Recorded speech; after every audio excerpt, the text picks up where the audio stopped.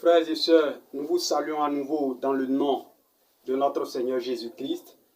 Nous vous disons bonjour au nom de Jésus. Merci encore pour la grâce qui nous est accordée de nous adresser à vous au travers de Triomphe TV. Nous allons passer à la lecture de notre méditation du jour qui se trouve dans le livre d'Apocalypse, le chapitre 2, à partir du verset 1 jusqu'au verset 5. Apocalypse, chapitre 2, verset 1 au verset 5. Nous lisons. Écrit à l'ange de l'église d'Éphèse. Voici ce que dit celui qui tient les 7 étoiles dans sa main droite, celui qui marche au milieu des 7 chandeliers d'or. Je connais tes œuvres, ton travail et ta persévérance. Je sais que tu ne peux supporter les méchants, que tu as éprouvé ceux qui se disent apôtres et qui ne le sont pas, et que tu les as trouvés menteurs, que tu as de la persévérance et tu as souffert à cause de mon nom, et que tu ne t'es point lassé.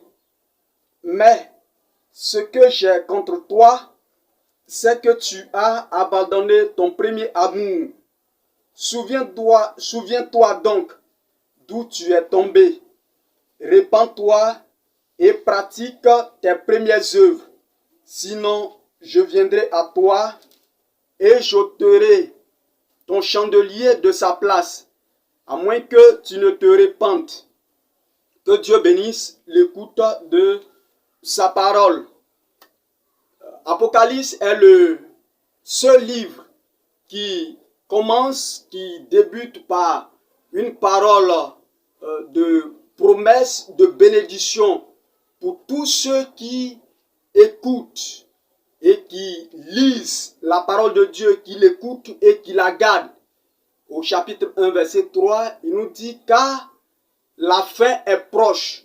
Heureux ceux qui écoutent, qui lisent et qui écoutent, qui gardent la parole de Dieu, car les choses qui sont écrites sont vraies.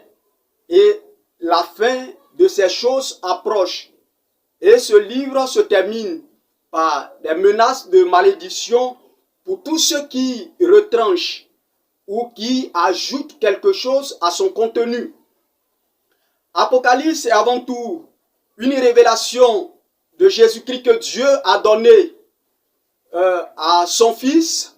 Jésus qui a confié un message à un ange qui, à son tour, va transmettre ce message à l'apôtre Jean.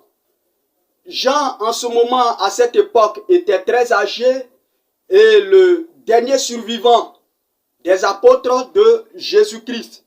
Il fut donc amené de force à l'exil sur l'île de Patmos à cause de sa foi en Jésus-Christ et de son témoignage. Alors, ces 7 lettres vont être adressées aux églises de l'Asie qui existaient à l'époque de Jean. Nous savons qu'au travers de cette lettre, au travers de ces églises, le Saint-Esprit s'adresse aux croyants ou à chaque église de chaque époque et aux croyants individuellement à ce message, puisque la promesse est faite ou les promesses sont faites à ceux qui ou à celui qui vaincra. Ces promesses sont faites à ceux ou celui qui vaincra. Donc Jésus va introduire chacune des lettres aux églises par ces mots « je connais ». Dans les 7 églises, ce mot revient « je connais » soit ta persévérance, je connais soit ta souffrance, je connais soit ton travail. Sauf à Pergame, il est dit « je sais ». Je sais pour dire, le Seigneur sait toutes choses, rien n'échappe au contrôle de notre Seigneur.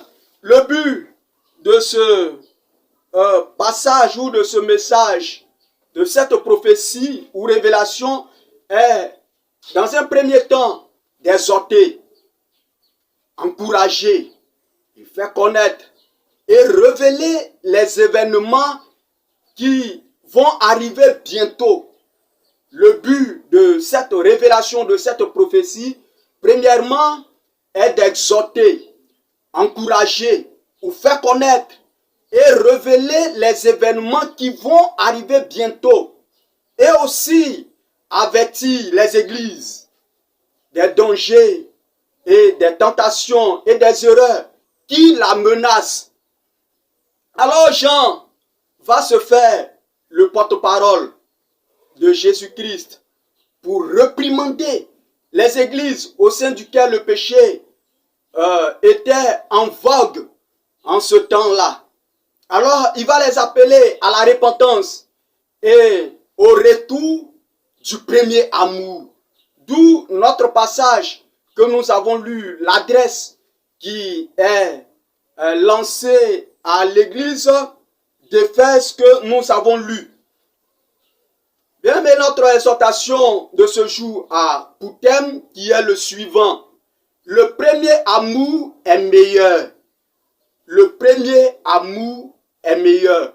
Pourquoi le premier amour est meilleur? Il y a plusieurs raisons qui l'expliquent. Plusieurs raisons expliquent que le premier amour est meilleur. Mais pour notre exhortation, nous avons retenu deux. D'abord, la première raison, c'est que le Seigneur désire ce premier amour. La première raison, c'est que le Seigneur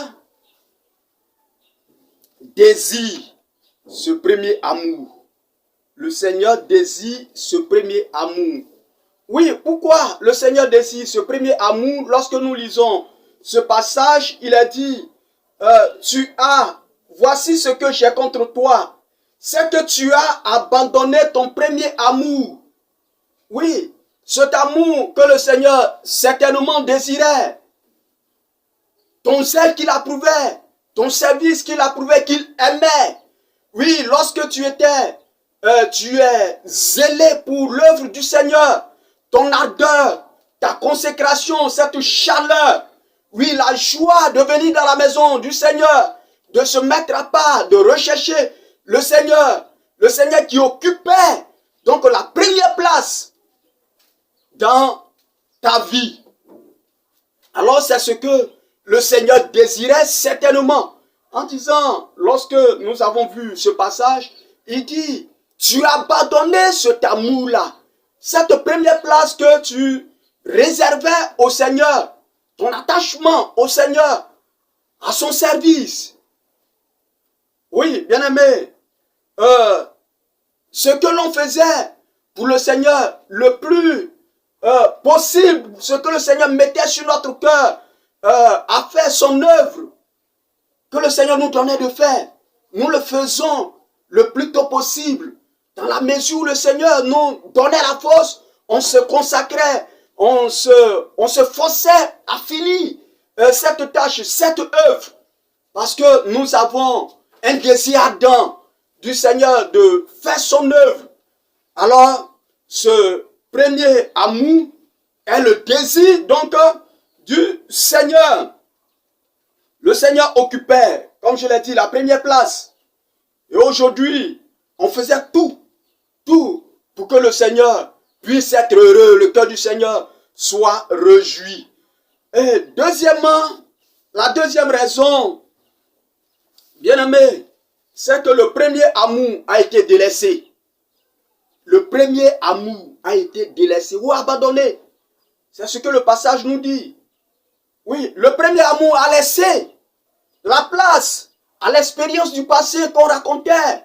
Oui, le zèle qu'on avait le Seigneur, l'attachement qu'on avait dans le temps passé du Seigneur. On racontait la vie chrétienne qu'au passé. Et qu'en est-il d'aujourd'hui? Qu'en est-il de notre vie, de notre relation avec le Seigneur aujourd'hui? Oui, cela a été délaissé. L'attachement à la vie spirituelle, à la ferveur. Oui, il y a un relâchement. Ce relâchement-là, c'est ce que le Seigneur appelle. Dit que tu as abandonné cela. Tu as délaissé cela. Parce que le Seigneur n'occupait plus la première place. Le Seigneur n'occupait plus la première place de ton cœur. Le Seigneur, la volonté du Seigneur n'est plus au premier plan de ta vie. Il y a un éloignement. Il y a une séparation. La vie chrétienne ne se raconte pas que dans le passé. La vie chrétienne se raconte et se vit dans le présent pour ce qu'on fait pour le Seigneur. C'est pour cela, bien aimé, que ce passage, cette exhortation vient pour nous interpeller, pour dire que le Seigneur désire le premier amour, parce que ce premier amour pour lui est meilleur. Reviens à ton premier amour. Ne l'abandonne pas, ne le délaisse pas. C'est ce que le Seigneur désire, c'est ce que le Seigneur approuve. Bien aimé, il faut revenir à ce premier amour. Le Seigneur porte vraiment à ce premier amour. Voilà pourquoi il dit, j'ai reformulé ce thème en disant, le premier amour est meilleur. Il est meilleur. Oui, dans la mesure où, bien aimé, c'est ton être qui est engagé pour le Seigneur. Ce matin, bien aimé, le Seigneur désire cet amour. Nous allons nous arrêter là. Reviens à cet amour. Reviens à ton premier amour. Le Seigneur désire que tu reviennes à ton premier amour. Ce matin, que le Seigneur nous bénisse. Nous prions le Seigneur. Nous te rendons gloire et honneur. Notre Seigneur, notre Dieu. Tu sais toutes choses. Rien n'est caché à tes yeux. Tu veux que nous pratiquions, ô Dieu, les œuvres de notre premier amour pour toi. Nous te prions, Seigneur Dieu, de visiter les gens, de visiter les autres, de nous amener, ô Roi de gloire, oui, à revenir à notre premier amour. Oui, cet amour que tu désires. Nous voulons, Seigneur Dieu, te prier, de te souvenir des uns des autres. Tu sais là où les uns, les autres sont tombés. Je prie, Seigneur, que tu puisses les relever, que tu puisses les aider. Et Seigneur Dieu, à revenir au premier amour. Parce que, Seigneur Dieu, cet amour est meilleur. Et c'est ce que tu désires. Béni soit ton nom, notre Seigneur, pour tout ce que tu fais. Au nom de Jésus. Amen. Dieu vous bénisse.